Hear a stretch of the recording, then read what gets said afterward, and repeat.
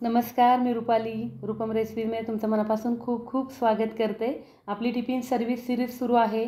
तर त्याच्यामध्ये आपण सोमवारी रात्रीचा, सोमवारी सकाळचा मेनू पाहिलेला आहे. त्याची लिंक आपण डिस्क्रिप्शन बॉक्समध्ये दिलेली आहे. आज आपण मंगळवारी सकाळचा मेनू काय ठेवावा हे पाहिलेलं आहे. आज आपण रस्सा भाजी आणि पालेभाजी पाहणार आहोत. त्याच्यामुळे पालेभाजीला कॉम्बिनेशन रस्सा भाजीचं ठेवायचं आहे, म्हणजे पालेभाजी आपल्याला डब्यांसाठी देण्यासाठी पुरते. कारण पालेभाजी शिजवून कमी क्वांटिटीमध्ये होते, म्हणून कॉम्बिनेशन असंच ठेवायचं आहे, रस्सा भाजी आणि पालेभाजी असं कॉम्बिनेशन ठेवायचं आहे. आजच्या व्हिडिओमध्ये मी छोटीशी तुम्हाला माहिती पण देणार आहे की मुलांच्या डब्यांची, मुलींच्या डब्यांची साईज किंवा रेट काय ठेवायचे ते, ही सर्व माहिती पाहूयात. तर अशा प्रकारे आपल्याकडे डबे असतात. ही साईज आहे ती मुलींच्या डब्याची आहे. मुलींच्या डब्याची साईज 6×4ची आहे. त्याच्यामध्ये 2 चपाती, भाजी, वरण भात असतं. तर मुलींचा डब्याचा रेट आहे तो 70 रुपये पर टिफिन आहे आणि मंथली लावायचा असेल तर 2800 रुपये दोन्ही टाईमचा. आपल्याकडे रविवारी कंपल्सरी सुट्टी असते दोन्ही टाईमचं. बाकीच्या मेसमध्ये किंवा बाकीच्या ह्याच्यामध्ये रविवारी सकाळचा डबा देतात, पण आपण रविवारी सकाळी डबा देत नाही. तर अशा प्रकारे मुलींचा डबा झाला. आता मुलांची साईज पाहूयात. मुलांच्या डब्याची साईज आहे ती 8×4ची आहे. मुलांच्या डब्यामध्ये क्वांटिटी 3 चपात्या किंवा 4 चपात्या, वरण भात, भाजी असा असतो. मुलांचा डब्याचा रेट आहे तो 80 रुपये पर टिफिन असतो आणि मंथली असेल तर 3200 रुपये आपण घेतो. आता ही सर्व माहिती जी आहे ती मी काय रेट घेते ते तुम्हाला सांगितलेली आहे. प्रत्येकाच्या भागानुसार रेट कमी जास्त होऊ शकतात. जसं की मुंबईला रेट जास्त असतात टिफिन आणि पुण्यामध्ये थोडेसे कमी असतात. हा डबा आहे तो 5 कप्प्याचा आहे. याच्यामध्ये 2 भाज्या, 1 रस्सा भाजी, सुकी भाजी, वरण भात, चपाती असा असतो. हा डबा आपण 100 ते 120 रुपयांपर्यंत देतो. तर ही सर्व छोटी तुम्हाला माहिती मी या व्हिडिओमध्ये दिलेली आहे. माझं जे रेट कार्ड आहे ते मी व्हिडिओच्या शेवटी टाकणारच आहे.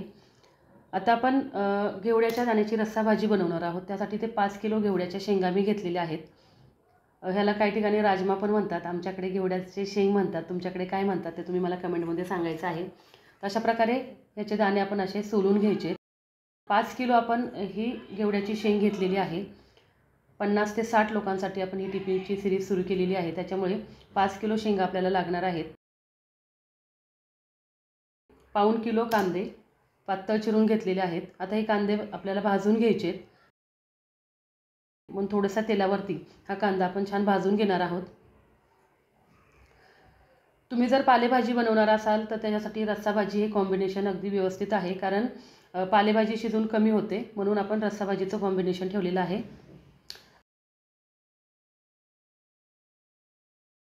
आता इथे आपण घेतलेलं आहे 300 ग्रॅम खोबरं, 250 ग्रॅम शेंगदाणे, 70 ते 80 ग्रॅम आपण घेतलेलं आहे लसूण, 50 ग्रॅम आलं घेतलेलं आहे. खोबरं आणि शेंगदाणे आपल्याला भाजून घ्यायचे. कांदा भाजून झालेला आहे.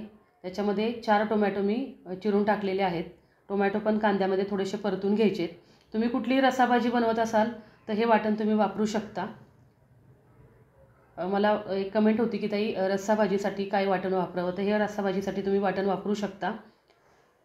आता कांदा आणि टोमॅटो छान परतून झाले किंवा भाजून झाले. आता ह्याच्यामध्येच आपण शेंगदाणे भाजून घेणार आहोत. शेंगदाणे नेहमी वाटण्यासाठी थोड्याशा तेलावर भाजून घ्यावेत, म्हणजे आपली रस्सा भाजी अशी पांढरट होत नाही. आणि शेंगदाणे भाजताना छान भाजायचे आहेत, खरपूस भाजायचे आहेत.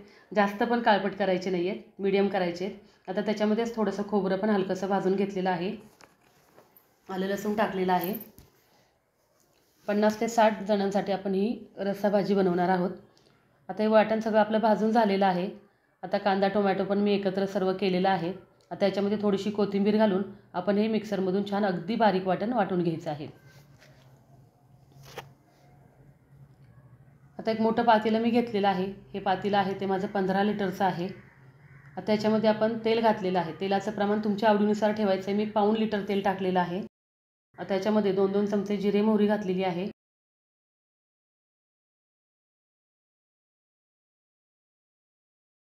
1 चमचावर हिंग घातलेला आहे. कढीपत्ता घातलेला आहे. 2 चमचे हळद घातलेली आहे.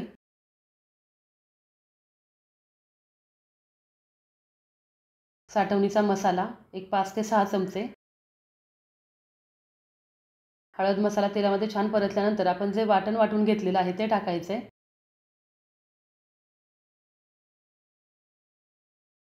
वाटणाला छान तेल सुटेपर्यंत परतून घ्यायचं आहे.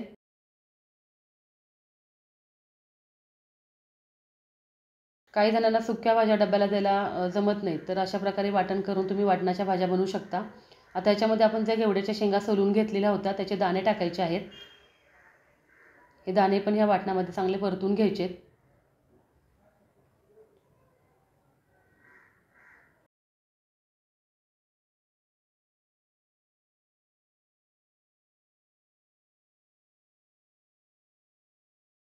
आता याच्यामध्ये चवीनुसार मीठ टाकायचं आहे. छान तेल सुटेपर्यंत परतल्यानंतर त्याच्यामध्ये आपल्याला गरम पाणी वापरायचं आहे. मी नेहमी सांगत असते की कुठल्याही रस्साभाजीमध्ये पाणी वापरताना गरम पाण्याचा वापर करावा, म्हणजे त्यामुळे आपल्या भाजीची चव, रंग टिकून राहतो. तशा पद्धतीने आपण पाणी टाकलेलं आहे. भाजीला छान उकळी आणून द्यायची आहे, शिजून द्यायची. आता इथं आपण शेपूची भाजी बनवतोय. 15 गड्ड्या मी शेपूच्या घेतलेल्या आहेत. शेपू छान निवडून चिरून घेतलेली आहे, स्वच्छ धुवून घेतलेली आहे. इथे आपण 60 ते 70 ग्रॅम लसूण घेतलेला आहे. पाव किलो हिरव्या मिरच्या घेतलेल्या आहेत. अर्धा किलो मुगाची डाळ आपण भिजवून घेतलेली आहे. लसूण आणि मिरची आबडधोबड आपण मिक्सरमधून वाटून घ्यायची आहे. आता एक मोठी कढईमध्ये आपण तेल घालायचं आहे. अंदाजे आपल्याला 300 ते 400 ग्रॅमपर्यंत तेल लागू शकतं. तेल छान गरम झाले की त्याच्यामध्ये मिरची लसूण आपण जो जाडसर वाटून घेतलेला आहे तो टाकायचा आहे. मिरची लसूण तेलामध्ये छान परतून घ्यायचं आहे. मिरची लसूण तेलामध्ये छान परतून झाल्यानंतर आपण जी मुगाची डाळ भिजवून घेतलेली होती ती टाकायची आहे. मुगाची डाळ जास्त वेळ भिजवायची नाही, एक 2-3 मिनटं भिजवली तरी चालते, म्हणजे आपण करायच्या अगोदर फक्त धुवून ठेवली तरी चालेल. डाळ तेलामध्ये छान परतल्यानंतर त्याच्यामध्ये अगदी थोडीशी हळद घातलेली आहे, अर्धा चमचा. डाळ छान तेलामध्ये परतून घेतलेली आहे. त्याच्यामध्ये थोडंसं मीठ घालायचं आहे. 2 चमचे सुरुवातीला मी मीठ टाकलेलं आहे.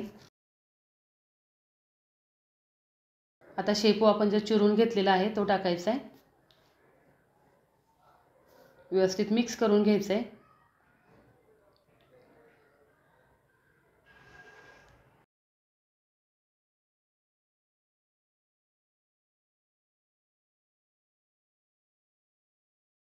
चवीनुसार परत त्याच्यामध्ये मीठ टाकायचं आहे. व्यवस्थित हलवून घ्यायचं आहे, मिक्स करून घ्यायचं आहे. शेपूला मिठाचं प्रमाण थोडंसं मेथीपेक्षा कमी लागतं. व्यवस्थित मिक्स करून घेतल्यानंतर त्याच्यावर झाकण ठेवायचं आहे. गॅसची फ्लेम आहे ती बारीक करून 15 मिनिटांमध्ये आपली ही शेपूची भाजी तयार झालेली आहे.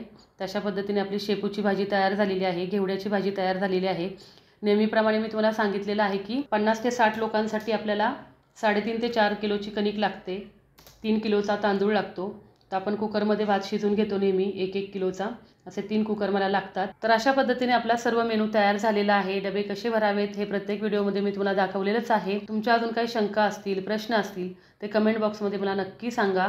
आणि व्हिडिओ आवडल्यास लाईक करा, शेअर करा आणि नवीन असाल तर सबस्क्राईब करून शेजारील बेल आयकॉन दाबायला विसरू नका. चला मग भेटूया पुढच्या व्हिडिओमध्ये.